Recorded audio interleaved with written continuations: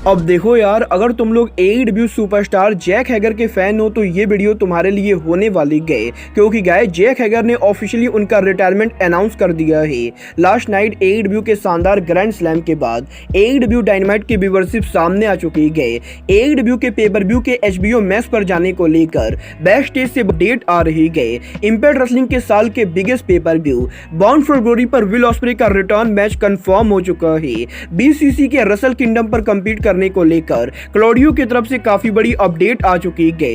तो गाइस वहीं शील्ड के PWI के टॉप रेसलर बनने के बाद MJF शील्ड के ऊपर एंग्री हो चुके हैं। तो गाइस चलिए बिना किसी देरी के शुरू करते हैं इस वीडियो को, और सबसे पहले बात करेंगे AEW के ग्रैंड स्लैम व्यूअरशिप की। वेल गाइस ये बात तो आप लोग को याद होगा, लास्ट वीक जब AEW ने उनका डायनामाइट कराया था तो लास्ट वीक यहाँ पर AEW के डायनामाइट को 8,88,000 व्यूअरशिप मिली। बट गाइस यही इस हफ्ते जब AEW ने साल का biggest dynamite show AEW dynamite grand slam कराया तो गाइस इस हफ्ते की व्यूअरशिप लास्ट वीक के मुकाबले करीबन 1 लाख बढ़ चुकी है, क्योंकि गाइस इस हफ्ते AEW के ग्रैंड स्लैम स्पेशल डायनामाइट को करीबन 9,84,000 व्यूअरशिप मिली गई, जो कि 1 मिलियन व्यूअरशिप से मात्र 16,000 कम थी। और गाइस AEW के ब्लॉकबस्टर डायनामाइट होने के बाद भी AEW के इस हफ्ते के ग्रैंड स्लैम डायनामाइट को AEW के अंदर 1 मिलियन व्यूअरशिप नहीं मिली गई। और गाइस भले ही यहाँ पर AEW के ग्रैंड स्लैम शो को 1 मिलियन व्यूअरशिप ना मिली गो, बट गाइस इसके बावजूद भी टोनी खान सोशल मीडिया के ऊपर AEW के ग्रैंड स्लैम के व्यूअरशिप के बढ़ने को लेकर काफी ज्यादा खुश है। और guys Tony Khan social media के ऊपर ट्वीट करके इस चीज को क्लियर कर रहे हैं कि AEW के ग्रैंड स्लैम की व्यूअरशिप पिछले 6 महीने में AEW के किसी भी डायनामाइट के मुकाबले AEW की सबसे ज्यादा व्यूअरशिप है। वेल गाइस मैं यहाँ पर पर्सनली AEW के इस व्यूअरशिप को AEW के डाउनफॉल को खत्म होना बिल्कुल भी नहीं मानूंगा, क्योंकि गाइस मुझे ये बात बढ़िया से मालूम है कि अगले हफ्ते AEW की व्यूअरशिप फिर कम जाने वाली गए। और AEW के ग्रैंड स्लैम की व्यूअरशिप क्यों बढ़ी गई ये मैं आपको लाइव स्ट्रीम के अंदर एक्सप्लेन करूंगा। बट गाइस चलिए फिलहाल आगे बढ़ते हैं और बात करते हैं AEW के पेपर व्यू के HBO मैक्स पर मूव करने की। वेल गाइस बात करें यहाँ पर AEW के पेपर व्यूज की तो गाइस जैसा कि आप लोग को मालूम है इस समय AEW कंपनी उनके सारे लाइव इवेंट को पेपर व्यूज के तौर पर कराती गई। बट गाइस क्योंकि वार्नर मीडिया के HBO मैक्स सर्विस के ऊपर अब यहाँ पर HBO max officially live event को ला रही गई, तो गाइस इसीलिए अब इस चीज के तगड़े चांसेस है कि पॉसिबली अगले साल जब वार्नर मीडिया के साथ टोनी खान नया कॉन्ट्रैक्ट साइन करेंगे तो गाइस उस कॉन्ट्रैक्ट के अंदर टोनी खान AEW के पेपर व्यू को लेकर भी एग्रीमेंट करेंगे। और गाइस इस चीज को लेकर तगड़ी रूमर चल रही है कि जब यहाँ पर वार्नर मीडिया और टोनी खान के बीच में AEW के अगले टीवी डील को लेकर नेगोशिएशन होगा, तो गाइस इस नेगोशिएशन के अंदर AEW के डायनामाइट कोलिजन और रैम्पेज के साथ साथ AEW के पेपर व्यूज इन्वॉल्व होने वाले गए। और पॉसिबली AEW के न्यू टीवी डील के साइन होने के बाद AEW उनके सारे पेपर व्यू को HBO मैक्स पर ले जाने वाली गए। वेल अगर यहाँ पर AEW के पेपर व्यू HBO मैक्स पर जाते गए तब यहाँ पर ये AEW के लिए बहुत ज्यादा फायदेमंद होने वाला है।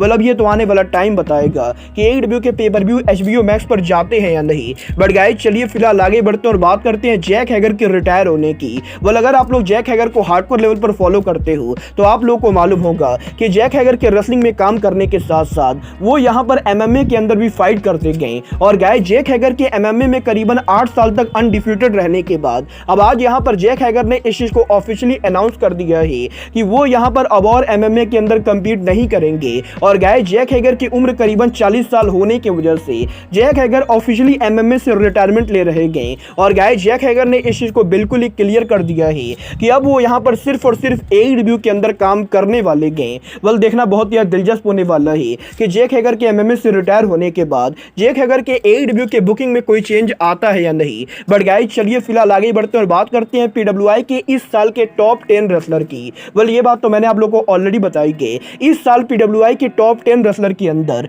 शील्ड के तीनों मेंबर 1, 2 और 3 रैंक पर थे, जहां पर सेथ रॉलिंस नंबर 1 रेसलर थे, तो वहीं रोमन रेंस नंबर 2 रेसलर थे और जॉन मॉक्सली नंबर 3 रेसलर थे। और गाइस शील्ड के तीनों मेंबर्स के टॉप 3 रेसलर बनने के बाद अब AEW के वर्ल्ड चैंपियन MJF ने शील्ड को मॉक कर दिया है, जहां पर MJF का ये कहना है कि PWI के रैंकिंग में MJF को यहां पर नंबर 8 पर रखना PWI की सबसे बड़ी गलती गई, क्योंकि गाइस MJF पर्सनली ये बिलीव करते गए कि एलिजो डेल वैकिंगो जैसा रेसलर MJF से आगे नंबर 5 रैंक पर रहना डिजर्व नहीं करता है। और गाइस वैकिंगो की बात तो दूर की गई, MJF तो ये भी बिलीव करते गए कि शील्ड का कोई भी मेंबर 1, 2 या 3 रैंक पर डिजर्व नहीं करता है। और गाइस अगर यहाँ पर MJF PWI के रैंकिंग रेसलिंग को एकदम ही ऑनेस्टी से देखे तो गाइज एमजेएफ ये बिलीव करते गए कि जिन दो रेसलर्स को नंबर 1 या नंबर 2 पर होना चाहिए था वो दो रेसलर और कोई नहीं बल्कि खुद एमजेएफ या फिर कोडी रोड्स है। और गाइज एमजेएफ का ये कहना है कि वो पर्सनली कोडी रोड्स या एमजेएफ को इस साल के पीडब्ल्यूआई के टॉप 2 रेसलर के तौर पर देखते गए।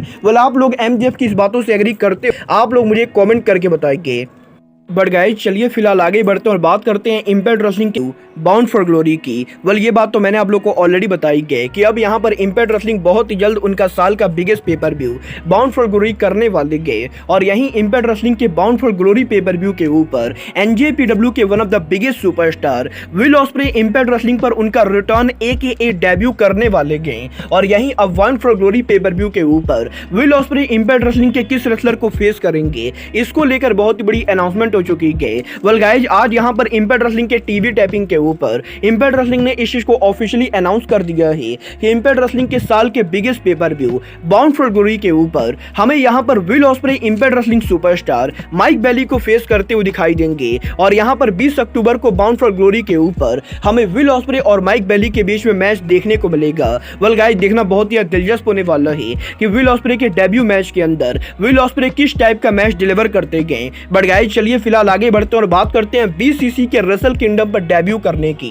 वेल गाइज ये बात तो हम सभी लोगों को मालूम है कि WWE के बाहर ऑल इन पेपर व्यू से पहले NJPW का wrestle kingdom pay per view biggest pay per view माना जाता था। और गाइज अब भी यहां पर इस पेपर व्यू के हाइप के मामले में WWE के बाहर NJPW का रेसल किंगडम पेपर सबसे बड़ा पेपर व्यू माना जाता है। और गाइज यहीं अभी हफ्ते AEW सुपरस्टार क्लॉडियो कोस्टोंगली के लेटेस्ट इंटरव्यू के अंदर क्लॉडियो कोस्टोंगली ने इस चीज को क्लियर कर दिया है कि वो यहां पर NJPW के रेसल किंगडम पेपर व्यू पर कंपीट करना चाहते हैं। जहां पर क्लॉडियो का यह कहना है कि इस साल NJPW के डोमिनियन पेपर व्यू पर क्लॉडियो के NJPW में डेब्यू करने के बाद क्लॉडियो यहां पर NJPW से बहुत ही ज्यादा हैप्पी गए। और गाइज यहां पर जब क्लॉडियो WWE के अंदर भी काम करते थे उस समय भी क्लॉडियो का यह सपना था कि वो यहां पर NJPW के रेसल किंगडम पेपर व्यू पर काम करे। और गाइज क्योंकि टोक्यो डोम जापान की सबसे बड़ी अरीना है तो गाइज इसीलिए क्लॉडियो कोस्टोंगली ये चाहते गए कि अगले साल NJPW के रेसल किंगडम के ऊपर क्लॉडियो कोस्टोंगली और BCC के मेंबर NJPW के रेसल किंगडम पर काम करे। और गाइज क्लॉडियो कोस्टोंगली का यह कहना है कि अगर यहां पर AEW का शेड्यूल NJPW के रेसल किंगडम से कन्फ्लिक्ट नहीं करता है तो गाइज अगले साल क्लॉडियो और BCC के सारे मेंबर NJPW के रेसल किंगडम पेपर व्यू पर डेब्यू करेंगे। वेल गाइज देखना बहुत ही दिलचस्प होने वाला है कि अगर यहां पर BCC NJPW के रेसल किंगडम पेपर व्यू पर जाती गए तो गाइज टोक्यो डोम में BCC NJPW के किन रेसलर को फेस करती गए। वेल गाइज आप लोग BCC को टोक्यो डोम में देखना चाहते हो या नहीं आप लोग मुझे कमेंट करके बताइए। बट गाइज अब आज के इस वीडियो में बस इतना ही। मैं मिलता हूं आपसे अपने अगले वीडियो में। बट गाइज तब तक के लिए good bye, good night and bang.